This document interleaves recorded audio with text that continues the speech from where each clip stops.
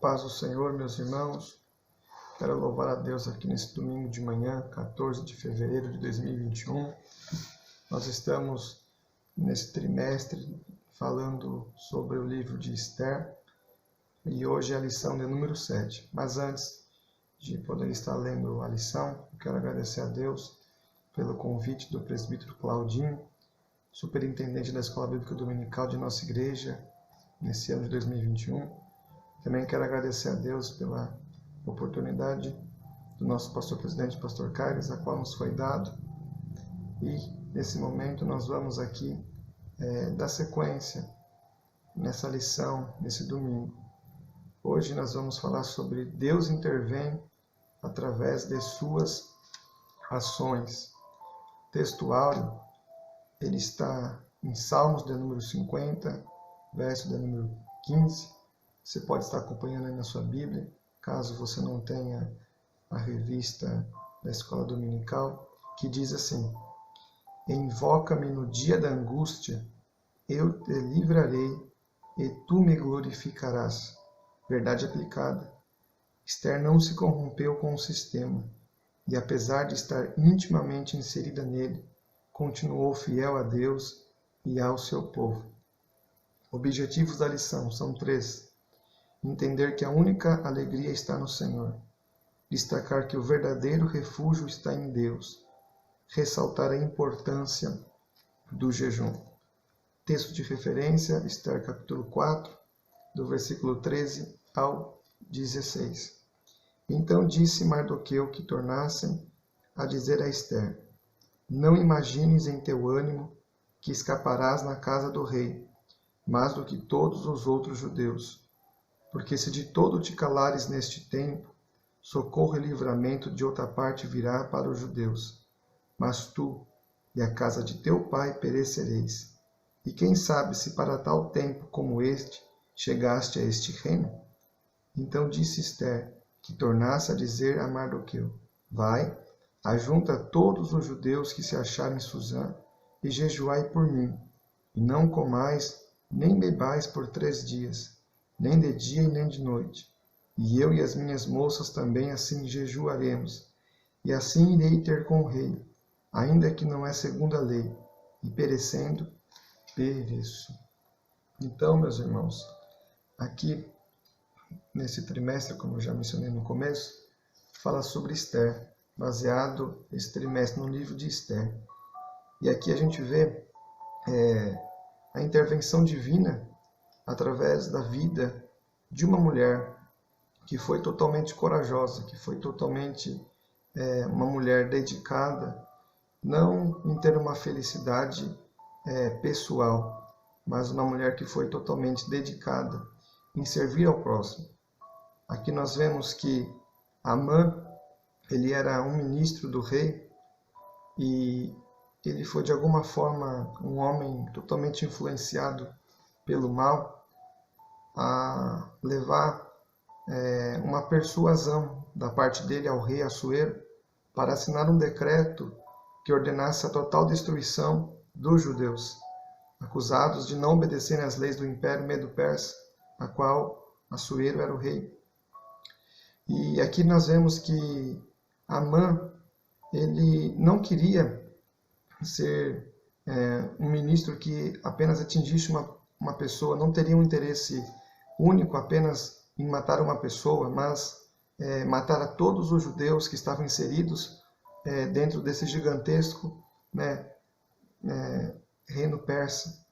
Então, Amã ele decide persuadir o rei para que pudesse fazer um decreto para que pudesse matar todos os judeus, pois ele sabia que Mardoqueu não iria se curvar diante dele. Amã, ele era uma pessoa que estava querendo ser adorado, ser um semideus. E isso fez com que ele, então, fosse influenciado. E ele deixou isso descer no coração dele de uma certa forma. E ele, então, ele começa a perseguir o povo judeu. Através de Mardoqueu, sabendo que ele não iria se curvar diante de Amã, por causa da sua fé, da sua confiança no Senhor, ele então insinuou esse decreto. Aqui é apenas uma introdução para que a gente possa entender como que Deus reverteu essa sentença de um decreto de morte para um decreto de livramento. Como que Deus ele intervém na nossa situação através de atitudes, através de algumas ações que cada um de nós, servo de Deus, povo de Deus, faz diante da presença dele. Aqui a gente percebe no capítulo 1, ou na verdade no tópico de número 1, fala sobre o ladrão da alegria, que foi Amã. E aqui o autor ele destaca que hoje em dia tem muitos Amãs tentando roubar a nossa alegria. Ele coloca entre aspas. A gente pode caracterizar diversas finalidades no nosso cotidiano. Quantos Amãs estão tentando, de alguma forma, exterminar o povo de Deus da face da terra? As perseguições contra o povo de Deus, quantas leis são criadas para, de alguma forma, afetar a família cristã, afetar o crescimento da igreja. Mas nós sabemos que a igreja ela pode ser perseguida, mas ela não vai ser destruída. Nós sabemos que quem rege a nossa vida e quem é o cabeça da igreja, o dono da igreja, é o Senhor Jesus, né? E naquela época que Mardoqueu, Esther estavam enfrentando esse sofrimento que iria prejudicar toda uma nação, toda uma história de Deus na vida de um povo, aqui nós vemos que Deus honra a vida daqueles que de alguma forma estão dedicados na sua presença. Então, essa alegria que Amã estava tentando arrancar do povo, Esther se mostra como um ponto de equilíbrio emocional na sua vida, a qual ela não se abala, ela não deixa de alguma forma isso trazer um medo no coração dela, trazer de alguma forma uma preocupação sobre a vida dela. Mas pelo contrário, esse ponto de equilíbrio emocional que Esther demonstra aqui no tópico 1, fala que serve de exemplo para todos os cristãos hoje, porque nós sabemos que se a gente tiver uma vida cristã saudável, a nossa vida emocional saudável, a gente vai ter a capacidade de manter esse controle mental em meio a qualquer desafio, em qualquer mudança ou imprevisto que acontece sobre as áreas da nossa vida. Isso significa que trata de uma clareza totalmente de pensamento quando é preciso tomar decisões difíceis. E foi uma situação difícil que Esther, Mardoqueu e todo o povo estaria a viver se ninguém deles tivesse se levantado ali com confiança no Senhor.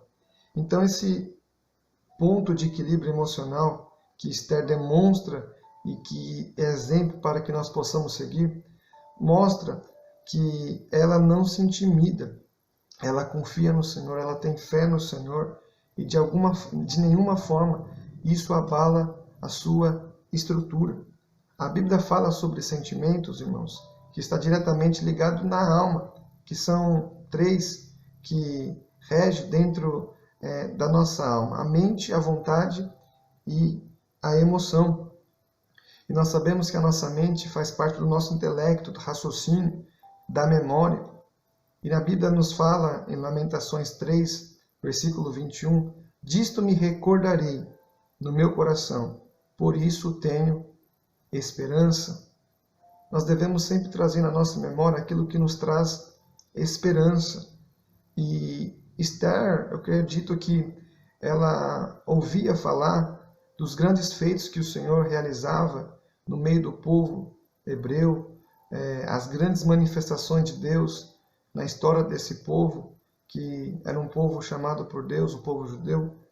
Então eu acredito que ela, dentro dela, ela confiava no Senhor e ela trazia isso na sua memória e ela não deixou então a circunstância externa vier tomar conta do seu coração, tomar conta da sua mente, das suas emoções e ela ficar desestabilizada. Dentro da nossa alma, como eu já falei aqui, tem a vontade. que é um instrumento para que nós possamos tomar decisões. Então, se a gente estiver preocupado ou amedrontado com alguma situação, é muito possível que a gente tenta recuar ou tenta de alguma forma se esquivar do problema, mas nunca deixar com que o problema seja resolvido, ou muito menos que o problema seja colocado diante do Senhor como uma súplica nossa, falar: Senhor, o Senhor pode reverter essa situação, o Senhor pode entrar na história da minha situação e mudar todo esse cenário que está acometendo na minha vida algum tipo de sofrimento ou de dor. Mas não, ela teve algo bem firme na sua alma para crer e confiar no Senhor. As suas emoções, onde na nossa vida expressa os nossos sentimentos, alegria, tristeza, amor, ódio, etc., mostra que dentro de Esther, ela estava com esperança, ela estava com a alegria de confiar na salvação do Senhor. E nós vemos que também a Bíblia nos fala, e aqui o autor ele cita Gálatas capítulo 5, versículo de número 22, que diz: mas o fruto do Espírito é caridade, gozo, paz, longanimidade, benignidade, bondade, fé, mansidão e temperança. E nós vemos que o Espírito Santo de Deus, é Ele quem produz em nós os frutos do Espírito Santo dele. E nós vemos que dentro de Esther, ela tinha a alegria da salvação no Senhor. Ela estava totalmente sendo conduzida pela sua esperança no Senhor, de depositar a tua esperança em Deus. E nisso mostra que ela toma uma atitude encorajadora. Nós sabemos que nós não temos como segurar se vamos enfrentar uma situação difícil ou não. Na verdade, a gente não tem como evitar que as adversidades venham acontecer, porque ela faz parte de toda a nossa existência, de toda vida humana existe adversidade. Não há ninguém que fica em vida sem passar por adversidade, sem passar por luta, sem passar por uma situação adversa. Mas o segredo não é nós não termos lutas. O segredo é nós sabermos em quem nós vamos depositar a nossa confiança. É saber em quem nós vamos colocar a nossa esperança. Muitas pessoas podem colocar a sua esperança em muitas outras coisas, mas nós, como povo de Deus, devemos colocar a nossa esperança unicamente e exclusivamente no Senhor. O 1.1 fala que nós devemos saber lidar com as nossas adversidades, porque muitas das vezes nós queremos lutar para se sobressair sobre as adversidades. A gente quer sempre conseguir superar os medos, os problemas sobre a nossa vida. E isso é até uma forma de incentivo da gente conseguir lutar para enfrentar os problemas que dia a dia aparecem.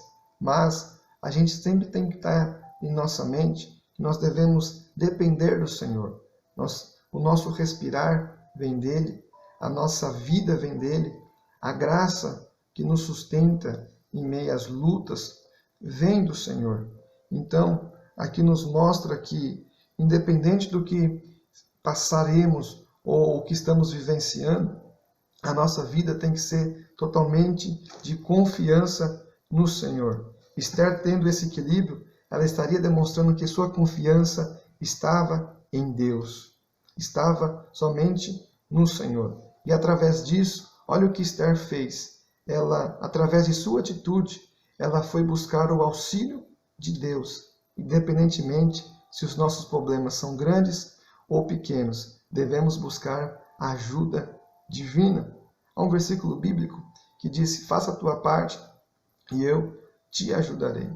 Muitas das vezes o Senhor ele quer agir em nossa vida, Ele quer trabalhar em nosso meio, mas muitas das vezes Ele tem esperado uma iniciativa nossa, uma ação nossa, uma conduta nossa, postura, para buscarmos a Ele em oração, para clamarmos a Ele, para nos rasgarmos em oração, em humilhação ao Senhor, para que Ele possa intervir em nossa vida. Deus ele sempre desejou e deseja estar no meio do seu povo. Um exemplo muito claro disso é quando os inimigos do povo de Israel se levantavam para lutar contra o exército dos israelitas. Eles avistavam de longe, no meio do arraial, a Arca da Aliança, que simbolizava e representava a presença de Deus. Eles hesitavam e voltavam para trás. Eles não queriam lutar quando a Arca da Aliança estivesse presente dentro do arraial dos israelitas, porque eles entendiam que Deus estava presente na vida do povo. Então, eles não iriam conseguir vencer o povo de Deus, porque Deus estava presente. Muitas das vezes, a gente perde esta sensibilidade de entender que a gente consegue vencer as lutas, consegue vencer algumas situações, até mesmo coisas que estão fora do nosso alcance, quando nós estivermos com a presença de Deus, quando nós chamarmos a presença de Deus para a nossa vida e nós falarmos: Senhor, entra na nossa causa. Senhor, estamos com dificuldade, a minha família está com dificuldade. Então, o Senhor, eu vou orar para que o Senhor possa entrar na minha vida e mudar totalmente o rumo da minha história. Porque o Senhor, irmão, Ele tem poder para fazer isso. A soberania de Deus mostra de forma bem clara na história de Esther, nesse livro, nesse trimestre, vai estar mostrando nas aulas futuras sobre essa soberania de Deus, esse amor de Deus, esse zelo de Deus sobre a humanidade, sobre o povo dele. E, mediante isso, Esther, nessa atitude, ela faz um decreto, ou na verdade ela propõe um jejum de 3 dias antes de entrar na presença do rei. Esther, ela venceu as adversidades não porque o poder estava em suas mãos, de forma alguma. Ela estava recorrendo ao Senhor, ela estava buscando a Deus e conclamando para que todo mundo pudesse ajudá-la em jejum. E a gente vê que quando ela faz esse jejum, ela proclama esse jejum, ela está dizendo: Senhor, eu quero que o Senhor possa intervir nessa situação, que o Senhor possa ter misericórdia de nós, que o Senhor possa olhar para nós e ver que nós estamos em aflição, mas que nós confiamos no Senhor. E quando isso acontece, irmãos, a alegria, ela transborda. A alegria se torna totalmente iminente em nossa vida. Não há como você olhar para o povo de Deus e ver um semblante triste no meio do povo de Deus. Não, porque a gente pode passar por luta, pode passar por dificuldade, o mundo pode estar caindo ao nosso redor, mas o servo de Deus, ele tem paz no coração, porque ele sabe quem ele pode confiar. O servo de Deus se alegra na salvação que vem do Senhor, porque ele sabe que a última palavra quem dá é o Senhor, quem faz o último decreto da nossa vida, quem tem o poder de tirar a vida e dar a vida, é somente o nosso Deus. Então, ela proclama esse jejum porque ela entende que, além dela estar ali de forma física, enfrentando aquela situação, existia por trás de tudo isso uma influência espiritual, uma guerra espiritual. Existe além da nossa vida física aqui na Terra. Em Efésios, no capítulo 6, versículo 12, vai falar sobre: porque não temos que lutar contra a carne e sangue, mas sim contra os principados, contra as potestades, contra os príncipes das trevas deste século, contra as hostes espirituais da maldade nos lugares celestiais. Se na verdade a mãe estava sendo influenciada de uma forma maligna, para que ela pudesse entender, que Deus pudesse intervir nessa história, ela então vai usar uma ferramenta muito importante, que é o jejum. Além delas orar ao Senhor, de ter a fé no Senhor, de não deixar a sua fé ser invalidada por causa do problema. O interessante é isso, irmãos. Nós temos que ter uma fé verdadeira no Senhor, não uma fé morta, porque uma fé morta, até Satanás ele tem. Uma fé que é morta, que não tem validade, no sentido de o adversário das nossas almas, ele é crente, ele sabe que existe um único Deus, um único Salvador, mas que para ele não há salvação porque ele já está condenado. Isso é um exemplo claro de uma fé morta, mas uma fé verdadeira, porque é aquela fé que a nossa mente ela entende que a nossa memória ela está sendo alimentada por esperança de crer e de acreditar nos feitos do Senhor. A nossa vontade ela deseja tomar decisões que sejam mediante aquilo que a nossa mente, nosso intelecto raciocinou, pensou, e aquilo que as nossas emoções vai expressar em alegria. Ou seja, o que eu quero dizer com isso?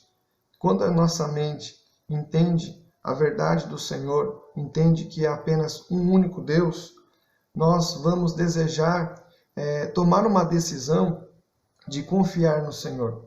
E a gente vai se alegrar, porque a gente sabe que confiando no Senhor, a gente vai estar alegre, porque Deus vai estar trabalhando no meio da nossa situação.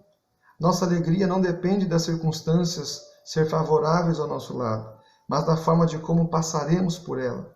Porque muitas das vezes a gente pode estar em pranto por algum motivo externo, mas dentro de nós a convicção de que o Senhor tem o melhor para a nossa vida. Né? Todas as coisas contribuem para o bem daqueles que amam a Deus, daqueles que são chamados segundo o seu propósito, né? Ou outras traduções que diz segundo o seu decreto.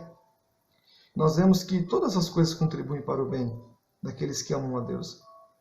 E a gente só vai conseguir entender isso se a gente estiver convicto de que o Senhor é o nosso socorro, é o nosso auxílio, é o nosso refúgio. Romanos 8:31 diz: que diremos, pois, a estas coisas? Se Deus é por nós, quem será contra nós? Esse versículo expressa que diremos, pois, a estas coisas? Se Deus é por nós, quem será contra nós? Eu acredito que esse era o mesmo sentimento que Esther estava tendo dentro dela. Se Deus é um Deus que é fiel, um Deus leal, um Deus que cumpre aquilo que Ele fala, um Deus que os nossos antepassados contemplaram milagres, maravilhas, por que será que Deus não pode fazer hoje? Não, ela não hesitou, ela confiou. E isso, irmãos, é uma experiência que ela passou.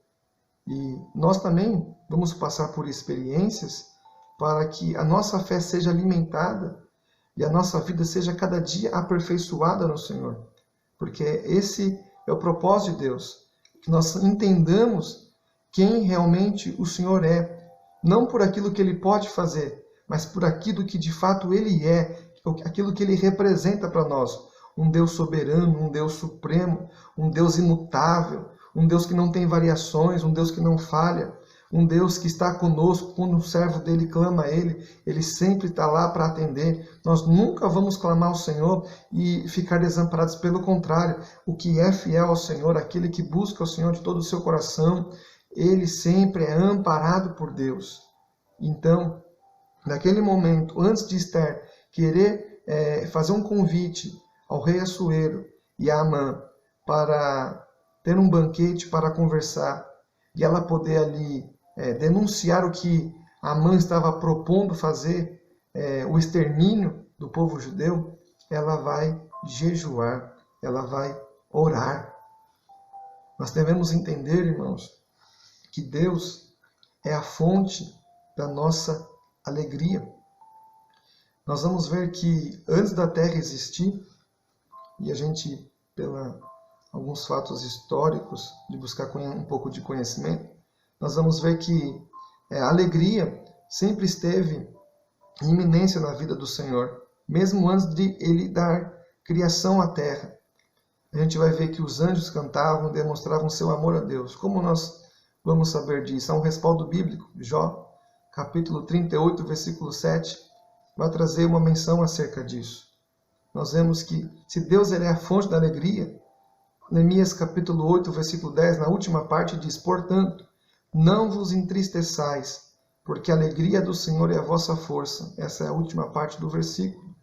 Então nós vamos entender que se Deus é a fonte da alegria e nós somos imagem e semelhança do Senhor, essa alegria ela pode ser expressada, ela pode ser convicta dentro de nós, mas não uma alegria passageira ou uma alegria vaidosa, mas uma alegria que seja produzida pelo próprio Espírito quando a gente se prontificar em orar ao Senhor, quando a gente se prontificar em falar ao Espírito Santo, que Ele possa produzir em nós os frutos, que Ele possa produzir em nós esses frutos que o Espírito Santo de Deus tanto deseja realizar em nossa vida, para que nós possamos ser instrumentos de Deus, para que nós possamos ser servos de Deus abençoados nessa terra. Nós, aqui mais à frente, eu fiz um resumo, mas tudo isso que eu falei até agora está pautado dentro desse tópico 1, que tem 1.1, 1.2, 1.3.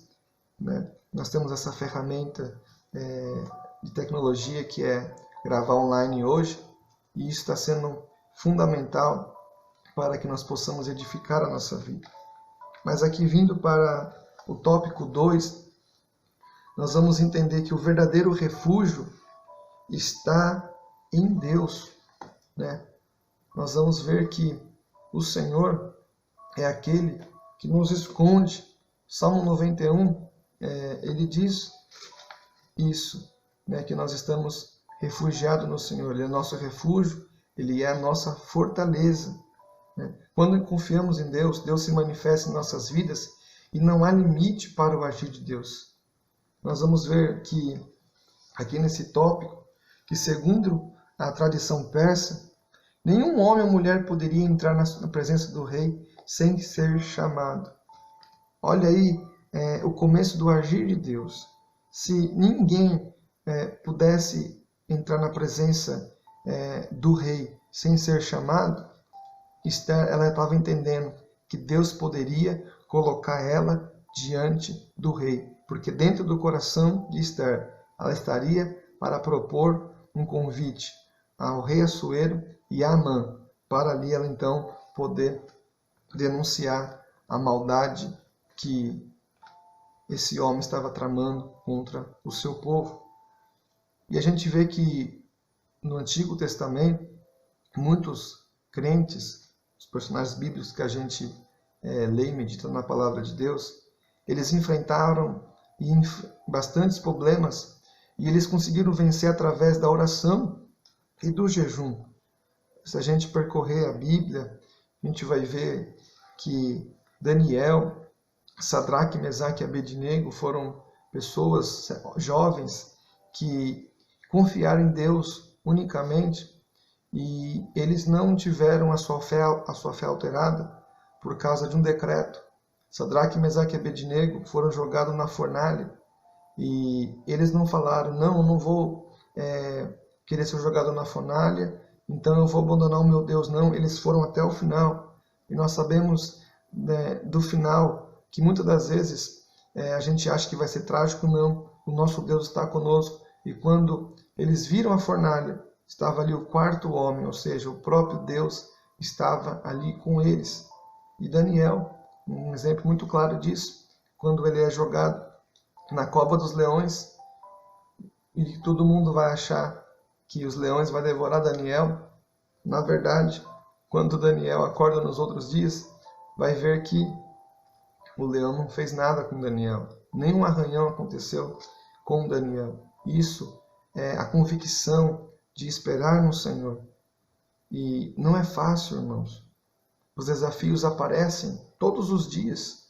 Nós temos enfrentado desafios cada ano que a gente entra, através da economia, da política, das perseguições que a gente vê que acontece de forma sutil, não de pegar o povo de Deus hoje aqui no Brasil e quem sabe jogar dentro de uma prisão por causa do Evangelho, mas às vezes através de situações que nos perseguem, tentando nos calar, tentando nos parar, com criação de leis, com criação de decretos, com criação de tantas outras coisas que tentam de alguma forma minar e barrar que a gente pregue a palavra, que a gente expresse o nosso amor por Jesus, que a gente possa, de forma livre, pregar a palavra de Deus, poder estar fazendo a obra do Senhor. E a gente tem esse desafio também nesse dia. E o nosso refúgio está no Senhor.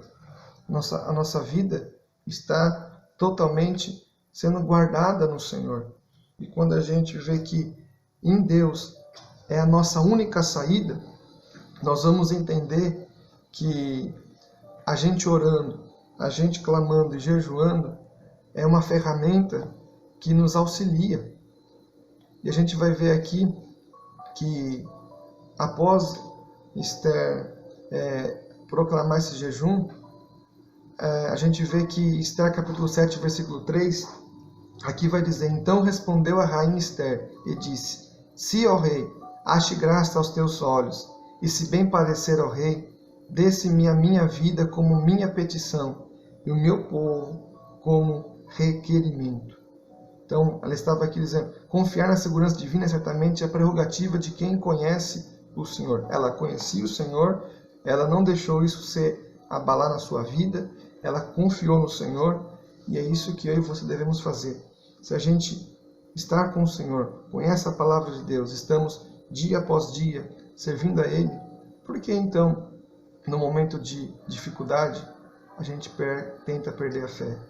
A gente quer, de alguma forma, voltar para trás, voltar a viver a vida da nossa velha natureza.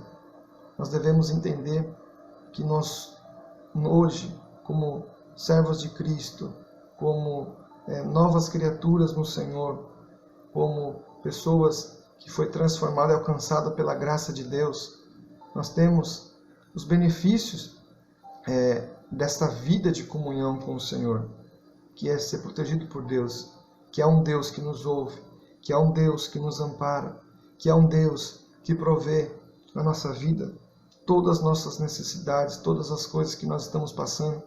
Ele é um Deus que sempre nos surpreende. Salmos de número 9, verso 10 diz: e em ti confiarão os que conhecem o teu nome, porque tu, Senhor, nunca desamparaste os que te buscam.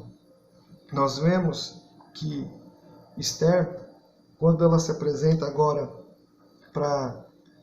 diante do rei e de Amã, no banquete, após elas estão em jejum, nós vemos aqui essa capacidade de Esther de ser uma mulher altruísta, uma mulher que ela não tinha nenhum interesse próprio em querer algo em troca, quando ela se doava, quando ela se sacrificava em benefício do bem-estar do próximo. E nós, como igreja, nós devemos entender que isso tem que estar sempre presente em nossa vida.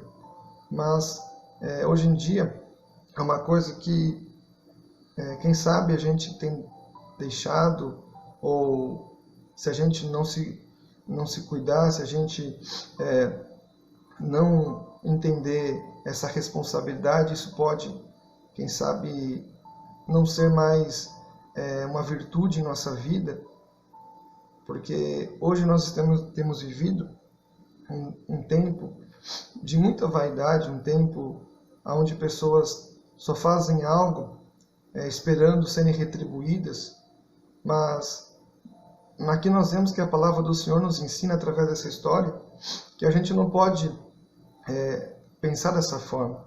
Nós devemos nos dedicar, ser pessoas que se doam pelo próximo, porque isso é a missão da igreja.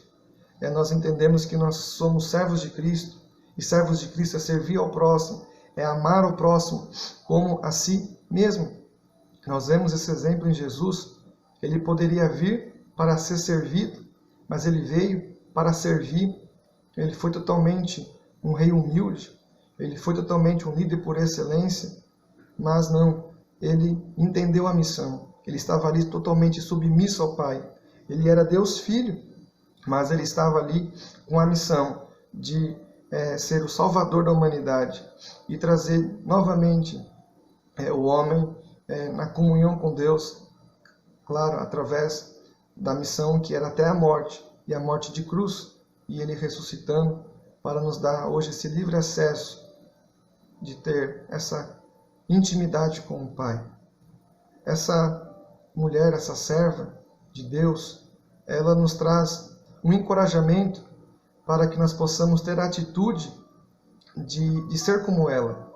Por causa que enquanto ela estava lá jejuando, ela estava lá diante da situação de clamar ao Senhor, ela percebe que Mardoqueu está sofrendo, ela percebe que há uma tristeza muito grande, porque tem algo tramado contra a vida de Mardoqueu, seu primo, e ela percebe que isso não poderia ficar da forma que estava, e Deus iria atender o grito de socorro dela. Então ela estava se doando pelo próximo, não era nem pela vida dela, mas era pelo próximo, em benefício de alguém. Meus irmãos, nós devemos entender que a dor e o sofrimento não pode ser nada comparado com o bálsamo do amor de Deus sendo derramado sobre nós. O grito de socorro de Esther chega ao Senhor, porque ela estava jejuando. E aqui eu quero colocar aqui alguns pontos sobre o jejum. O jejum traz quebrantamento. O jejum nos torna mais sensíveis a Deus. O jejum abre portas espirituais. Era a providência que Esther estava querendo esperar a resposta do Senhor. Essa porta espiritual de escape, de livramento, de Deus intervir nessa história e reverter essa situação. Mas foi através da prática do jejum. O jejum não muda Deus, mas o jejum são experiências pessoais que cada um de nós enfrentamos como experiências únicas com o Senhor. E quando nós fomos jejuar, que nós não saímos por aí afora espalhando, quando estivermos no trabalho, por aí afora, eu estou em jejum, não. É uma coisa única. Não há um método ou uma regra que cada um tem que fazer na hora específica, porque cada corpo exige algo diferente. Mas é uma prática que deve estar em nossa vida sempre, porque isso nos aproxima de Deus. Isso nos torna, como eu já disse, sensível ao Senhor, para que nós possamos ouvir a voz dele, entender os projetos que ele tem para a nossa vida. Nós vamos ver que não apenas no Novo Testamento, como também no Antigo Testamento, acontecia a prática do jejum. Vamos entrar aqui sobre a prática do jejum no Antigo Testamento. Nós vamos ver aqui que no Antigo Testamento a lei exigia a oração e o jejum em apenas uma ocasião, o dia da expiação, que está em Levítico 23, do versículo 26 ao 32, com essa base dizendo sobre isso. E esse dia era um dia de consagração somente ao jejum, às orações e às confissões. Segundo a tradição judaica, um dia especial, concedido por Deus ao seu povo para receber perdão dos seus pecados. Nesse dia, o sumo sacerdote fazia expiação por todo o povo. A finalidade do dia da expiação era apresentar sacrifício a Deus para conseguir o perdão pelos pecados do povo hebreu. Então a gente percebe que era uma ocasião especial. Mas além disso, teve outras situações, como Moisés, que jejuou por 40 dias e por 40 noites, porque foi sustentado por Deus quando ele estava no Monte Sinai, ali recebendo a lei de Deus. Então ele foi sustentado por Deus diante de algo específico de Deus na vida dele para com o povo, porque Moisés ele era um mediador entre o povo e Deus, Deus e o povo no Antigo Testamento, líder a qual Deus tinha chamado. Vemos também outra situação de jejum, quando o rei Josafá ele conclama um jejum diante de todo o povo onde estava ali sobre o seu reinado, para que eles pudessem jejuar, para que Deus pudesse dar vitória para eles diante dos inimigos, para que eles não pudessem ser atacados e perder a batalha pelos moabitas e amonitas. E também nós vemos em Neemias que ele orou e jejuou quando ele ficou sabendo que Jerusalém ainda estava em destroços. Percebe-se, irmãos, que aquilo que se torna uma porta aberta no mundo espiritual, aquilo que é físico, é alcançado pelas coisas espirituais. Porque nós temos que entender que estamos na terra, somos cidadãos da terra, mas também somos cidadãos do céu. E há uma influência espiritual, como eu citei em Efésios 6, 12. Nós estamos numa guerra espiritual. Nós estamos debaixo de situações onde muitas pessoas na sociedade estão sendo influenciadas. Por isso que o autor destaca, entre aspas, que existe muitos amansos hoje em dia tirando alegria. E de fato tem, tentando de alguma forma destruir a nossa família, tirar os nossos filhos do caminho do Senhor, a nossa parentela, os irmãos da fé que congregam conosco dos caminhos do Senhor, influenciando para que possam perder o foco, perder a visão, para que possa não alimentar mais a sua fé, sua comunhão no Senhor. Mas nós devemos entender que a gente tem que se prontificar em Deus, no Senhor, para que o Senhor possa ter misericórdia e o Senhor venha agir em nossa vida. Já no Novo Testamento a gente vai ver que o jejum, ele continua sendo utilizado pelos servos do Senhor. Aqui mencionei sobre o Antigo Testamento, mas agora estou aqui dizendo sobre o Novo Testamento. Ainda continua em eminência essa prática do jejum. Você vai ver que João Batista, aquele que veio anunciar a Jesus, que ele ensinava os seus discípulos a jejuar. Está em Marcos capítulo 2, versículo 18. Nós vamos ver também que antes de enviar Paulo e Barnabé à igreja na viagem missionária, eles jejuaram, porque eles entenderam que Paulo e Barnabé estavam sendo enviados, mas não era um envio físico por parte deles, mas era um envio que eles tinham um chamado, eles tinham uma vocação, eles receberam de Deus essa vocação divina, e para isso eles precisavam das ferramentas espirituais. Tem horas, irmãos, que situações acontecem e não são coisas físicas, mas são coisas espirituais. E a gente só vai conseguir vencer se nós estivermos com a nossa vida e com as nossas ferramentas espirituais sendo utilizadas. O próprio Paulo e Barnabé jejuaram antes de instituir os anciãos nas igrejas, aonde eles passavam, implantando igrejas, pregando a palavra. Está em Atos 14, versículo de número 23.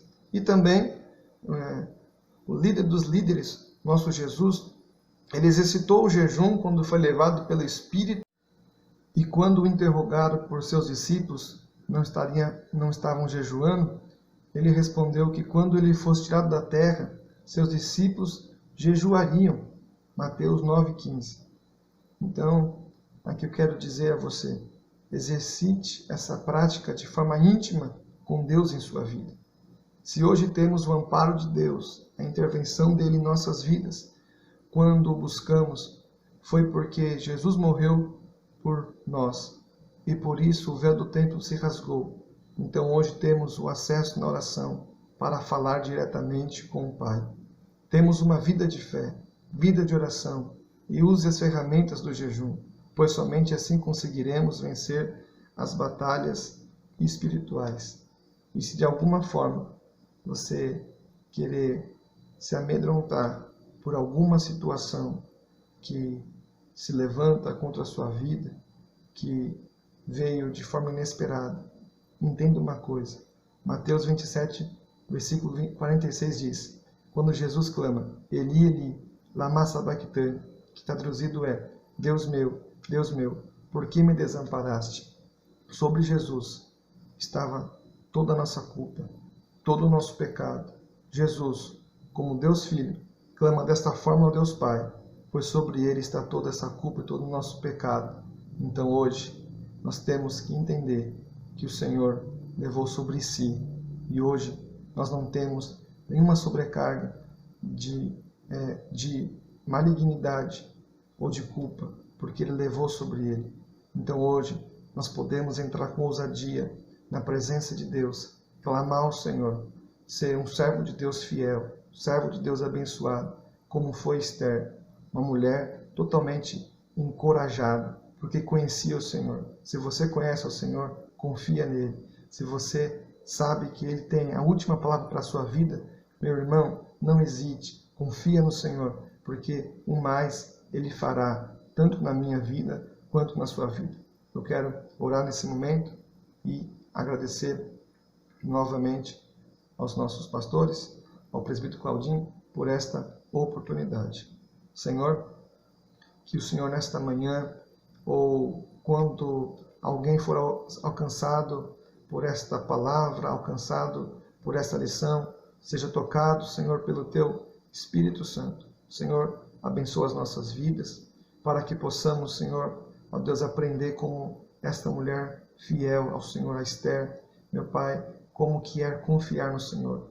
Pai, produz em nós alegria, produz em nós o gozo do Espírito, para que possamos entender que o Senhor é aquele que traz salvação, que o Senhor é aquele que reverte o quadro, que o Senhor é aquele que entra na história, Pai, porque o Senhor é um Deus soberano, é um Deus, ó Pai, que está conosco e sempre tem nos amparado, Pai. Nos abençoa e nos guarda. Essa é a nossa oração nesse dia, em nome de Jesus. Que Deus te abençoe.